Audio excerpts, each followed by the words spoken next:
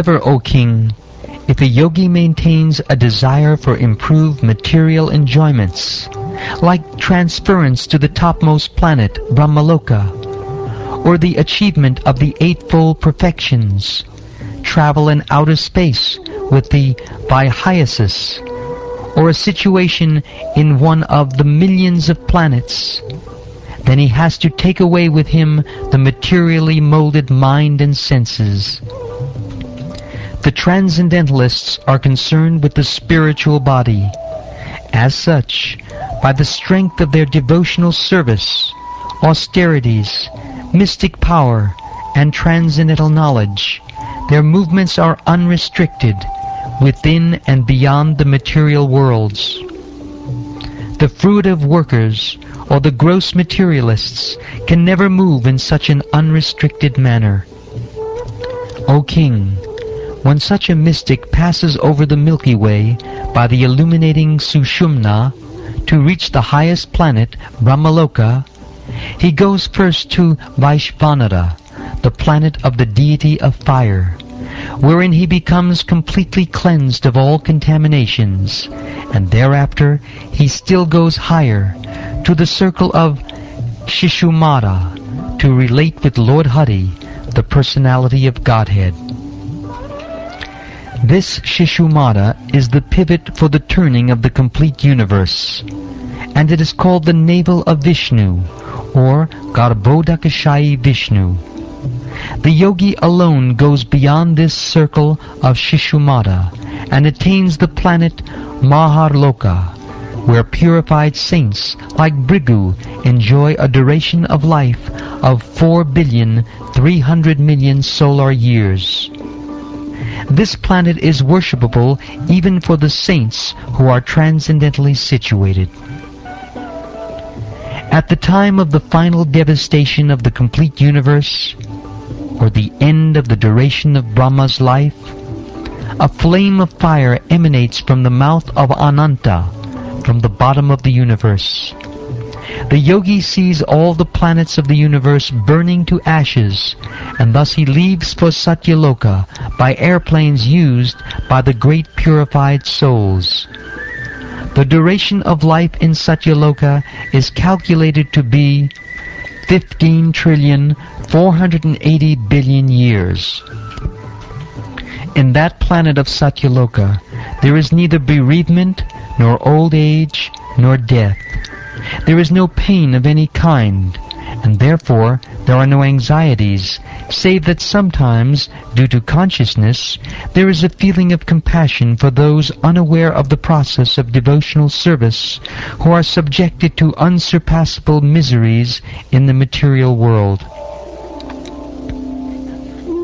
After reaching Satyaloka, the devotee is specifically able to be incorporated fearlessly by the subtle body in an identity similar to that of the gross body, and one after another he gradually attains stages of existence from earthly to watery, fiery, glowing, and airy, until he reaches the ethereal stage.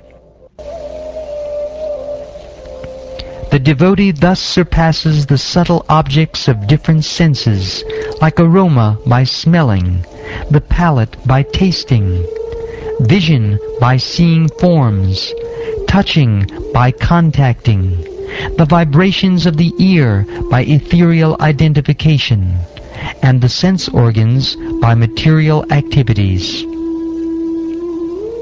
The devotee, thus surpassing the gross and subtle forms of coverings, enters the plane of egoism, and in that status he merges the material modes of nature, or ignorance and passion, in this point of neutralization, and thus reaches egoism in goodness.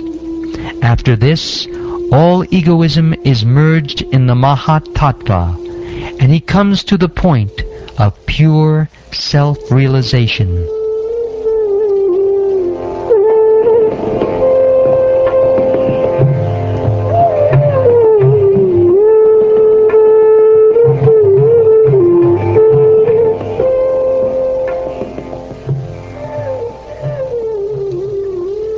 Only only the purified soul can attain the perfection of associating with the personality of Godhead in complete bliss and satisfaction in his constitutional state.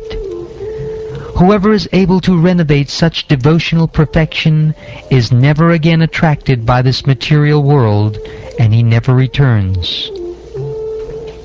Your Majesty Maharaj Parikshit, know that all that I have described in reply to your proper inquiry is just according to the version of the Vedas, and it is eternal truth.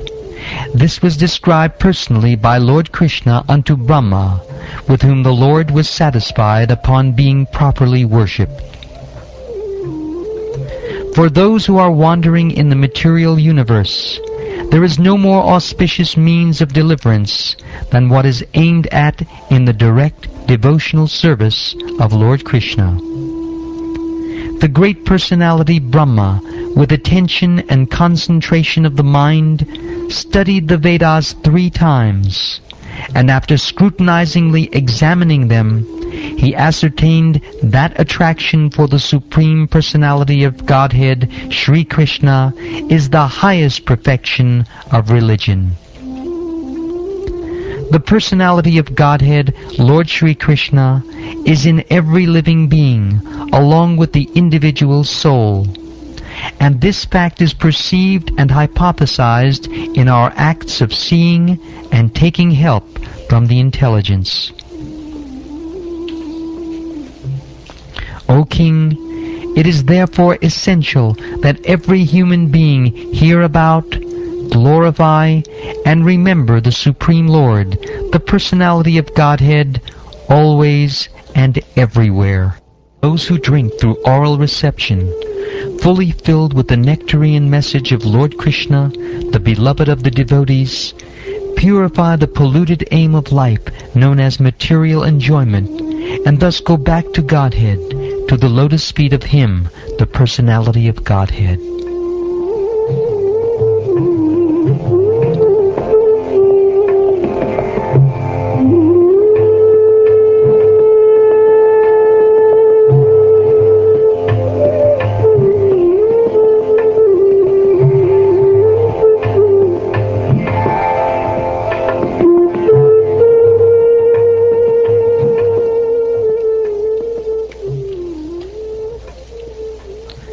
Thus ends the 2nd chapter of the 2nd canto of the Srimad Bhagavatam, entitled The Lord in the Heart.